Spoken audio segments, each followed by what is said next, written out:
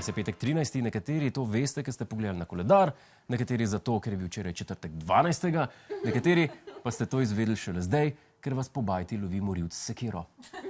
Za vse, ki pa tega niste vedeli, imamo pa v današnji rubriki Top 5 pa pol 10 znakov, kako veste, da je petek 13. čeprav niste pogledali na koledar. Dajmo začeti s prvim znakom. Veš, da je petek 13. Ko plačaš parkirnino s 50 evri, parkomat pa ne vrača drobiža. Drugi znak, da je petek 13. je, ko na sončen dan stopiš iz hiše, pristaneš pa v luži, pa vidiš, da je lužo naredil sosedov pes. Naslednji znak, kako veš, da smo petek 13. Ko je tvoj avto na rezervi, ne moreš ga pa napolniti, ker še nismo 15. Naslednji znak je, ko ti telefon pade v školjko, ti ne pade v vodo, ampak na potičko. Znak številka 6, ko kličeš na telefonski seks, slišiš pa glas od svoje žene.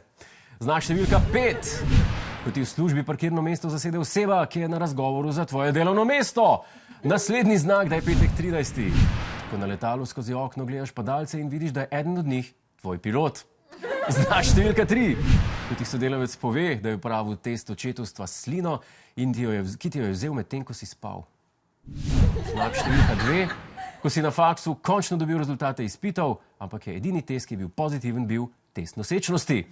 In zadnji znak, kako veš, da je petek 13.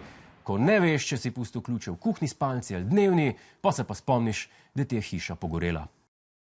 Hej, preden greš, klikni tukaj in se naroči na naš YouTube kanal, imamo pa tudi TikTok, Instagram in Facebook, tako da le urno.